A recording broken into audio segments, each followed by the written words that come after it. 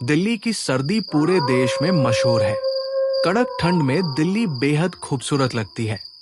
लेकिन इसी ठंड में एक और चीज देखने को मिलती है और वो है घना कोहरा। ये कोहरा दिल्ली को अपनी चादर की तरह ढक लेता है, जिससे दृश्यता बहुत कम हो जाती है। लेकिन क्या हो अगर ये कोहरा कुछ ऐसा लेकर आए जो आपकी जिंदगी बदल दे? आज की कहानी एक ऐसे ही अनुभव के बारे में है जो याविन और उसके दोस्तों ने झेला।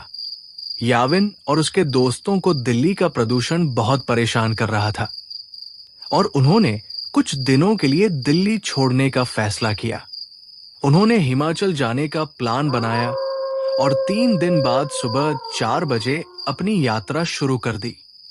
यात्रा के दौरान उन्हें एक ड्राइवर मिला जो बहुत हंसमुख और खुशमिजाज था।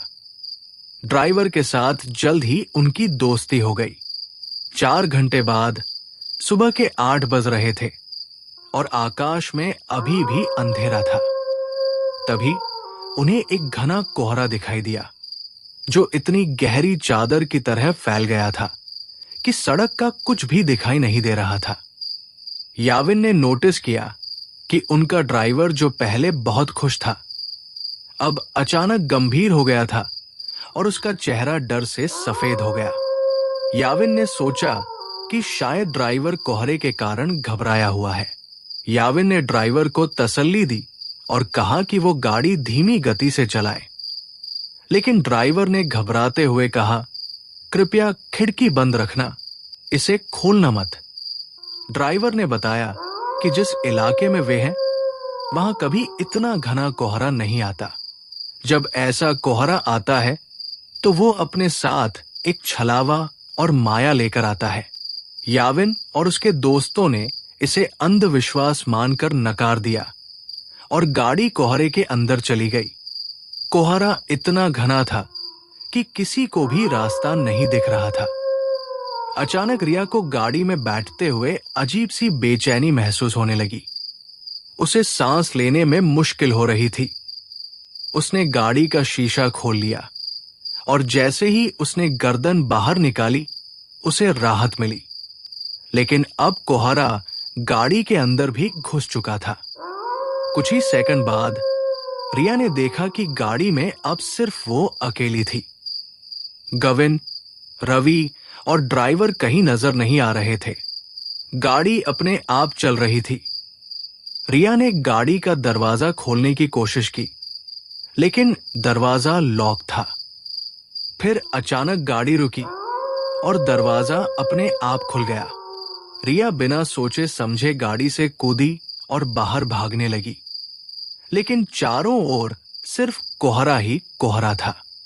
उसने मदद के लिए चिल्लाना शुरू किया और तभी उसे दूर से एक काली परछाई दिखाई दी जो किसी बड़े आदमी जैसी लग रही थी। वो डरते हुए उस परछाई की तरफ दौड़ी, लेकिन जैसे जैसे वो पास जाती, वो परछाई उतनी ही दूर होती जा रही थी।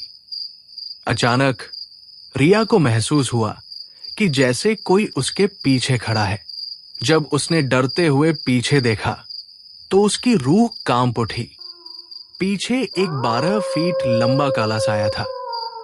रिया डर से कांपते हुए गिर पड़ी। उसके बाद गविन, रवि और ड्राइवर सभी गाड़ी में वापस थे, लेकिन रिया बेहोश हो गई थी। ड्राइवर लगातार यही कह रहा था कि गाड़ी की खिड़की नहीं खोलनी चाहिए थी। रिया की हालत देखकर याविन और रवि उसे होश में लाने की कोशिश कर रहे थे। फिर गाड़ी तेज चलाने के बाद एक लड़की अचानक सामने आ गई और गाड़ी उससे टकरा गई। गाड़ी रोकने के बाद याविन ने देखा कि वो लड़की खून से लथपथ पड़ी हुई थी और जब उसने लड़की का चेहरा पलटकर देखा तो वो देखकर दंग रह गया। वो लड़की कोई और नहीं बल्कि उसकी दोस्त रिया थी। याविन को समझ नहीं आया कि ये कैसे हो सकता है, क्योंकि रिया तो गाड़ी में थी। गाड़ी में जाकर उसने देखा कि वो पूरी तरह से खाली थी। याविन घबराते हुए ड्राइवर की तरफ गया और अचानक एक काला साया गाड़ी के सामने आ गया। याविन का गाड़ी पर से कंट्रोल छूट गया और गाड़ी एक पेड़ से टकरा गई।